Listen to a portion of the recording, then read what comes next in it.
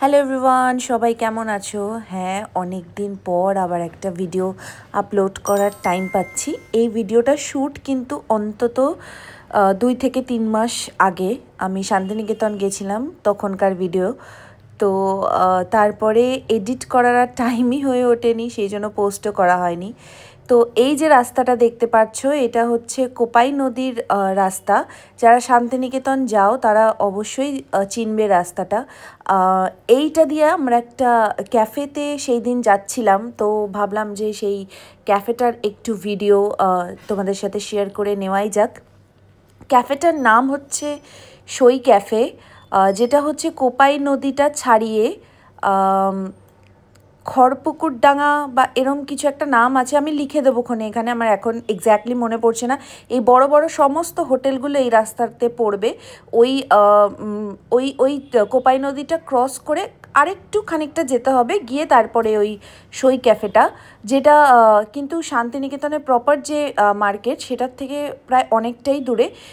টোটো ভাড়া কিন্তু আমাদের লেগেছিল প্রায় 120 টাকা মতন যেতে, এবং আসতে 120 টাকা। তো এই যে এইটা হচ্ছে কোপাই নদী, এবার এটাকে ক্রস করে তোমাদের ওই সই ক্যাফেটাতে যেতে হবে। ক্যাফেটা অসাধারণ।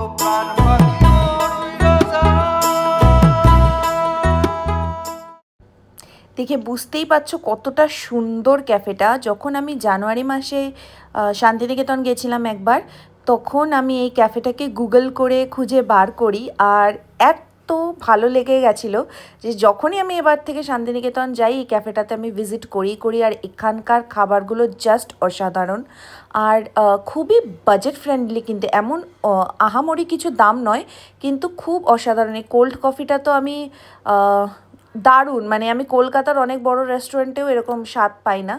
তো আর এই যে তারপরে এই যে ক্রিস্পি চিকেন চিলি সামথিং কিছু একটা নিয়েছিলাম, আমার এই মুহূর্তে মনেও পড়ছে না, এটাও দারুণ খেতে ছিল। এইটা আমি প্রথমবার ট্রাই করেছি, এর আগে ফিশ অ্যান্ড চিপসও খেয়েছিলাম ওদের থেকে, ওইটাও অসাধারণ খেতে ছিল। আর ফ্রেঞ্চ ফ্রাইগুলো তো জাস্ট দারুণ। তাছাড়াও চিকেন ললিপপ তোমরা ওখানে ট্রাই করতে পারো, কোল্ড কফিটাও ট্রাই করতে পারো। ভিডিওটা ব্যাক ক্যামেরা দিয়ে বানানোর চেষ্টা করলাম, হলো না মিন্স হয়েছিল, বাট দেখলাম কিছুই ওঠেনি, ভিডিওটার শেষটুকু উঠে বসে আছে শুধু। যাই হোক, welcome back to my channel wonders ডেস্টিনেশনে তোমাদের সকলকে স্বাগত। ভিডিও শেষে আমি ইন্ট্রো করছি, এইরকম হয়ে গেছে বিষয়টা।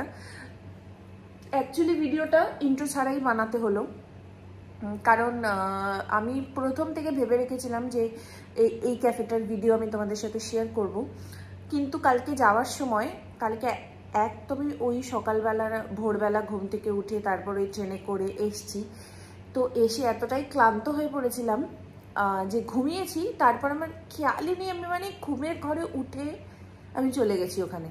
আমার মানে মাথা দিয়েই বেরিয়ে গেছিলো যে একটা ভিডিও বানাতে হবে, তো যেতে যেতে ওই জন্য ভিডিওটাকে স্টার্ট করেছি।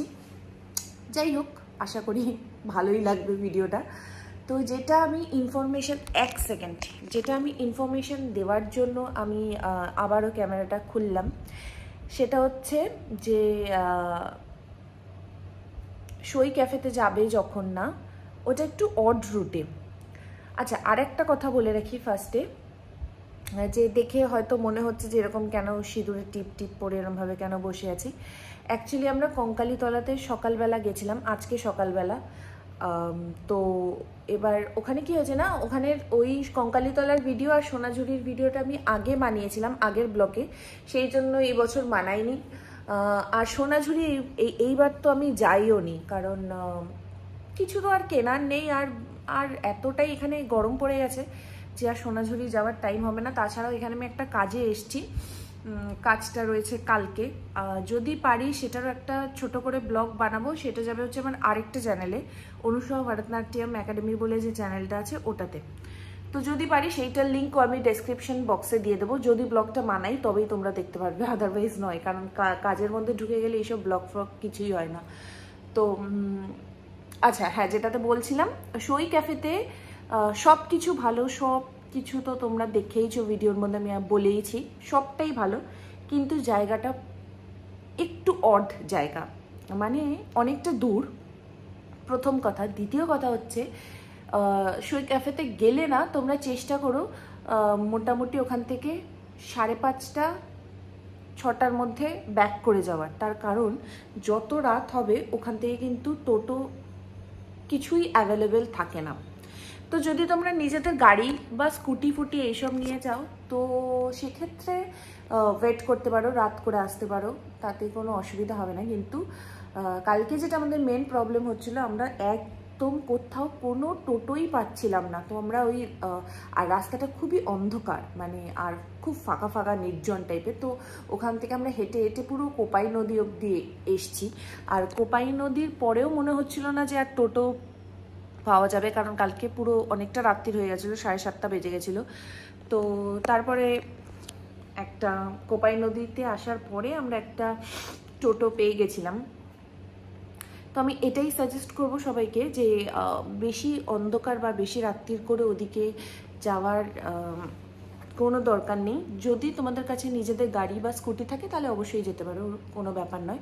বাট যদি তোমরা টোটো করে যাও তাহলে অবশ্যই একটু আলো থাকতে থাকতে ফিরে এসো। আর ব্যাস এইটুকুই, আশা করি ভিডিওটা ভালো লেগেছে। আর এইবার শুধু এইটুকুই একটা ভিডিও দিলাম, কারণ আমি প্রথমেই বললাম যে আমি একটা কাজে এসেছি এখানে, তো সেই কাজটাকে করতে হবে আগে। আর সেইভাবে আরও একটা দুটো ক্যাফেতে যাওয়ার ইচ্ছা ছিল, কিন্তু আর হয়ে উঠলো না। আমি নেক্সট প্রত্যেক মাসেই প্রায় 2-3 মাস অন্তর করে চলে আসছি শান্তিনিকেতনে। তো দেখি পরের যেদিন আসবো সেদিন আমি আরও ওই দুটো ক্যাফের, ওই দুটো একটা খুবই কি বলবো, বোলপুরের একটা হিডেন ক্যাফে, তো সেই দুটো ক্যাফেরও আমি চেষ্টা করব ভিডিও বানানোর। আর দু একটা ভালো রেস্টুরেন্টও আছে, সেই দুটোর খোঁজও দিয়ে দেবো। তো যাই হোক, আজকের ভিডিওটা এই অবধি থাক, দেখা হচ্ছে নেক্সট কোনো ব্লগে।